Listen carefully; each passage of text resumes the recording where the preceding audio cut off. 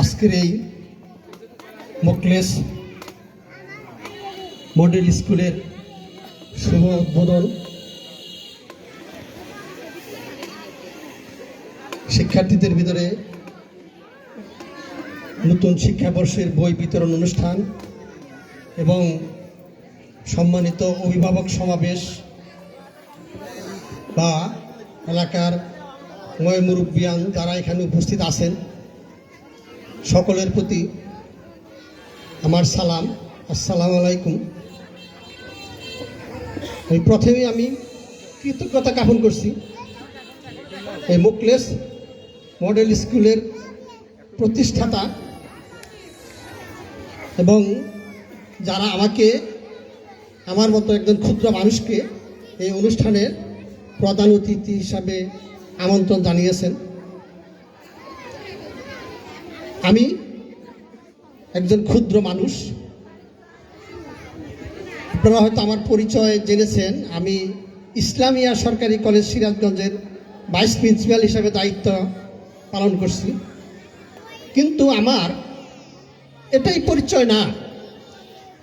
আমি এইরকম একটা প্রত্যন্ত গ্রামেরই ছেলে ছিলাম। আমার দেশের বাড়ি হচ্ছে টাঙ্গাইল, ভুয়াপুর উপজেলা, আপনারা হয়তো চিনেন, অর্থাৎ নদীর ওই পারে। আমি ভুয়াপুরে পড়ালেখা করছি, ভুয়াপুর কলেজের ছাত্র ছিলাম। তারপরে আমি আমার কৃতিত্ব দ্বারা আমি ঢাকা বিশ্ববিদ্যালয়ে পড়ালেখা করি। তারপরে আপনার সরকারের যে পাবলিক সার্ভিস কমিশন BCS এর মাধ্যমে আমি সরকারি কলেজে যোগদান করি। আমি বিভিন্ন পর্যায়ে পদোন্নতি পেয়ে আজকে এই পর্যায়ে এসেছি। আমার ছোট ভাই রশিদুল আলম আছেন, উনিও হয়তো একদিন আমাদের এই পর্যায়ে চলে আসবেন। আমি ওনার জন্য দোয়া করি এবং উনি আমাকে এই অনুষ্ঠানের অতিথি হিসাবে আমন্ত্রণ জানিয়েছেন। আমি ওনার আমন্ত্রণকে ফেলে দিতে পারিনি। যাই হোক, আপনাদের সাথে এসে সকাল থেকে আপনাদের সাথে থেকে আমার এত ভালো লেগেছে। আমি একটু আগেই বলেছি যে আমার প্রাণ কিন্তু, আমার শিকড় কিন্তু একেবারে গ্রামে। চিন্তা করেন, আমরা যে সময়ে শিক্ষা প্রতিষ্ঠানে পড়ালেখা করেছিলাম এত যোগাযোগ ব্যবস্থা এত সুপ্রসন্ন ছিল না। আমরা বর্ষার দিনে ওই যে আপনারা যারা মুরব্বী তারা জানেন যে কাঁচা দিয়ে যে স্কুলে যায়, অথবা আমরা সেই যুগের মানুষ।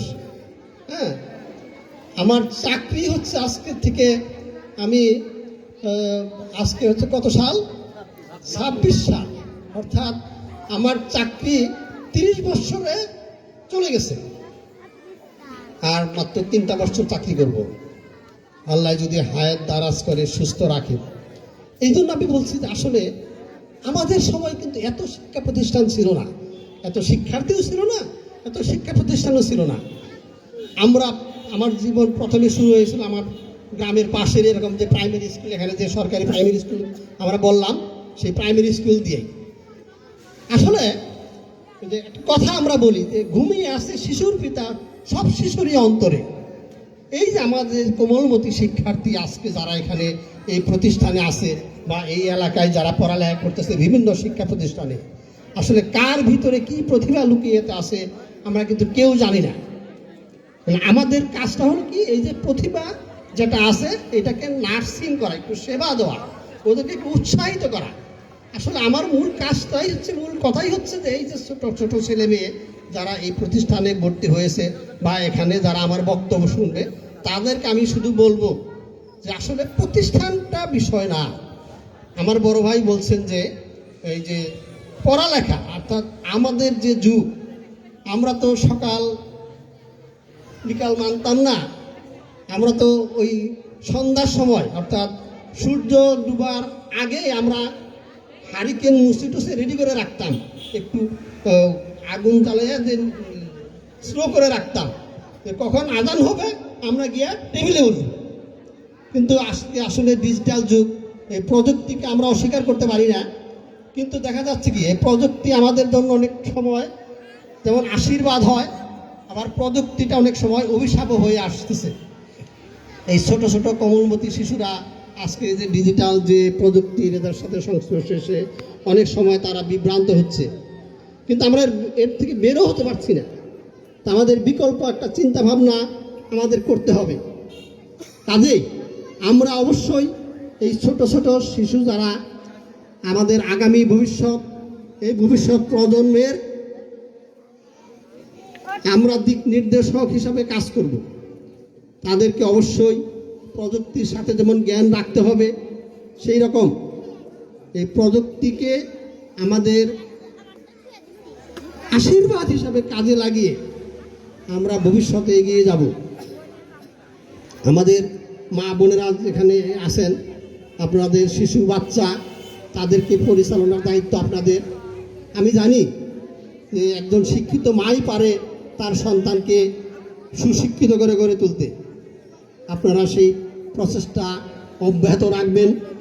আর এই মোকলেস মডেল মাদ্রাসায় যারা মডেল স্কুলের সাথে যারা সংশ্লিষ্ট আছেন, অভিভাবকবৃন্দ, পরিচালকবৃন্দ, প্রধান শিক্ষক মহোদয় এবং এই যে আমাদের জনাব রাশিদুল হাসান এর সাথে সংশ্লিষ্ট বিভিন্ন বিষয়ে দেখাশোনা করেন, উনি বলেছেন আমার কাছে।